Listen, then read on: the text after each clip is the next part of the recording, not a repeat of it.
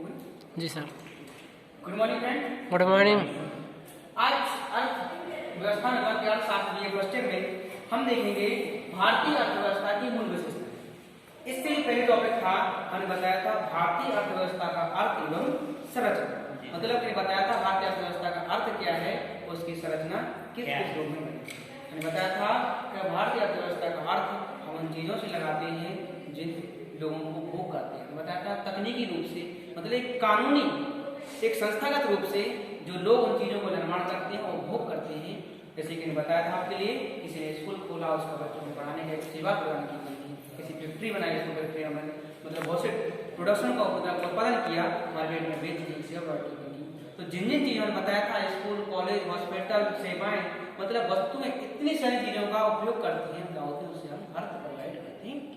संरचना बताई थी हमने कि भारतीय अर्थव्यवस्था तीन भागों में बांटा है, प्रथम क्षेत्र, द्वितीय क्षेत्र और तृतीय क्षेत्र। इन सारी चीजों को बता करके आगे आते हैं हम लोग भारतीय अर्थव्यवस्था की मूल विशेषता। मेरा भारत देश किन किन अर्थव्यवस्थाओं में बटा हुआ है, हमारे किन किन चीजों से चले आ रहे हैं। भारतीय अर्थव्यवस्था को दो भागों में बांटते हैं। पहला है परंपरागत विशेषता। क्या है? परंपरागत विशेषता, ट्रेडिशनल फीचर्स। मतलब कि जो परंपरा से चली आ रही है, पीढ़ी दर पीढ़ी क्या चली आएगी। जैसे कि हमारे जो हम करते थे, हमारे पूर्वज करते थे, उनके पूर्वज करते होंगे, मतलब आगे चली आ रही है परंपराओं को मेरे फर्स्ट शेयरिंग करते हैं। दूसरा रखते हैं नवीन विशेषताएं, न्यू फीचर्स।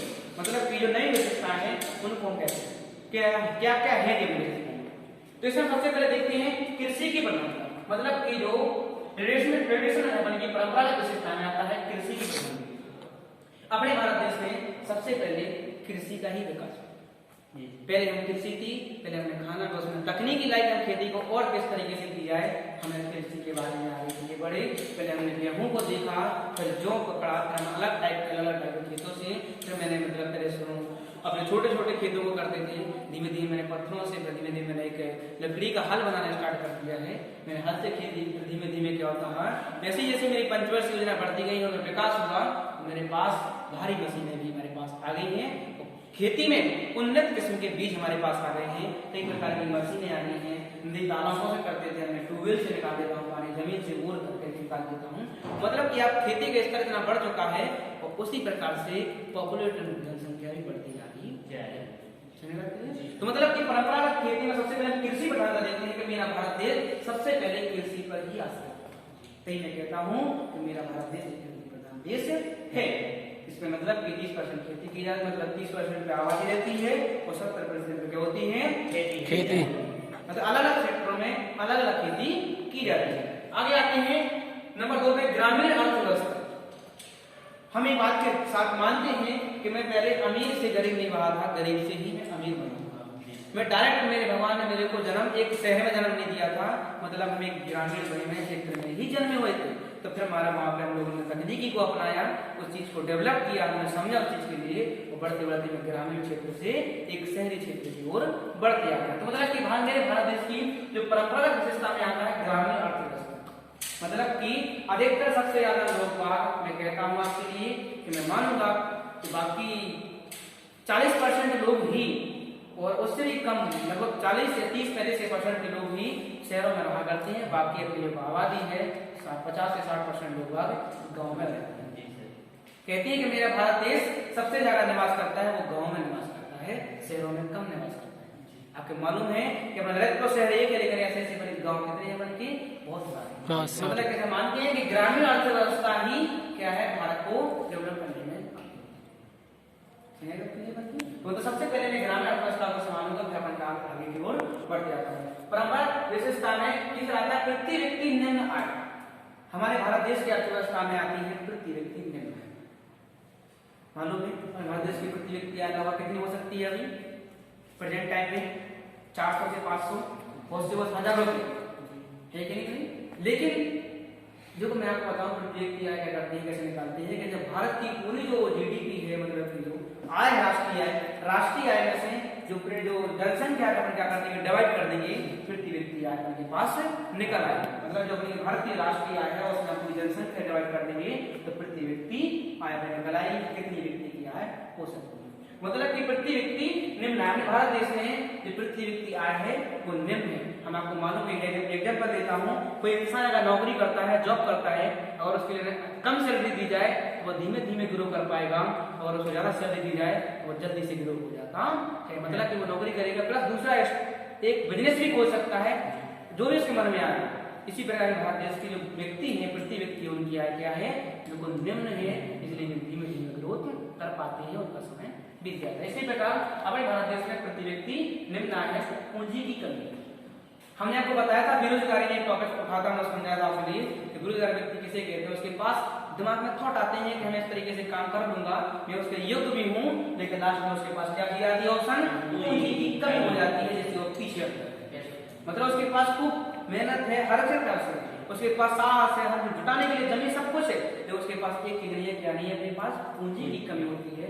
भारत देश उसी प्रकार से आगे नहीं बढ़ सकता। इसलिए अपने भारत देश में अपन परंपरागत से आपको देखा हो बचपन से चली आ रही है, पूंजी की कमी ही चली जा रही है।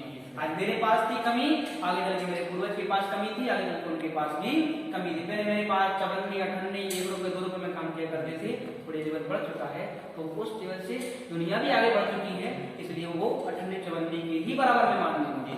आगे आती है जनसंख्या का आधे अपने भारत देश में जनसंख्या 32 करोड़ के समथिंग भारत देश की जनसंख्या है, वो अभी भी जनसंख्या काफी तेजी से बढ़ती जा रही है। क्या हो रही है, बढ़ती जा रही है। जनसंख्या का अधिक दबाव अपने भारत देश में सबसे ज्यादा जनसंख्या बढ़ती है। पहले नंबर पर क्या है, चीन है, दूसरे नंबर देश पर क्या है, भारत। तो अपने भारत देश में जनसंख्या इतनी तेजी से बढ़ रही है, उतनी तेजी से अपने प्रोडक्शन है, उनकी मांग है, उनकी पूर्ति हम नहीं कर पा रहे हैं। भारत देश की परंपरा हमेशा से ऐसी चली रही है। आगे आते हैं व्यापक बेरोजगार। अपने भारत देश में अगर देखा जाए तो सबसे ज्यादा क्या है, बेरोजगार। आपके मालूम है, हमने एग्जाम्पल दिया था कि लोग BA, BCom, B.Ed, BTC, MA जाने क्या क्या डिग्री कर लेते हैं, लेकिन उनके पास कोई उस तरीके से जॉब नौकरी नहीं मिल पाती है, वे लोग बेरोजगार हो जाते हैं। ध्यान से करते हैं। आगे आते हैं व्यापक बेरोजगारी में व्यक्ति के पास हर चीज काम करने के लिए अपने शरीर का योग्यता है, पूरी तरीके से रखता है, लेकिन वो क्या हो जाता है, बेरोजगार ही बना हो जाता है। अपने भारत देश में जिस तरीके से जो पॉपुलेशन है, जनसंख्या है, मांग कर रही है, उस तरीके से उनको एक पूर्ति डिमांड सप्लाई नहीं कर पा रही है। परंपरागत विशेषताएं उसके अंदर आती है परंपरागत समाजवाद, मतलब कि परंपरावादी समाज है। आज मेरी जो परंपरा चली आ रही है, मतलब कि आज वो मैं भी उसको फॉलो थोड़ा बहुत करता है, उस परंपरा को हमें हटाना पड़ेगा ताकि भारत देश नए क्षेत्र में आ जाए। नवीनीकरण एक ऐसी परंपरा को आपको बताएं, जैसे कि परंपरागत खेती डेवलप हो चुकी है, लेकिन जो शादी ब्याह होता है बचपन में चलते आ रहे थे, मतलब जो बाल विवाह प्रथा थी वो धीरे धीरे खत्म हो गई है।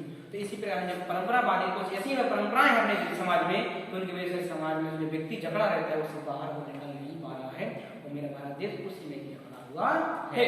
तो भारत देश में क्या है, परंपरावादी समाज, उसकी कुछ नया डेवलपमेंट अभी तक नहीं कर पा रहे हैं, क्योंकि समाज में तकनीकी ज्ञान का निर्माण, तकनीकी ज्ञान का निम्न स्तर, तकनीकी है तो लेकिन वो कम है। क्या है, कम है।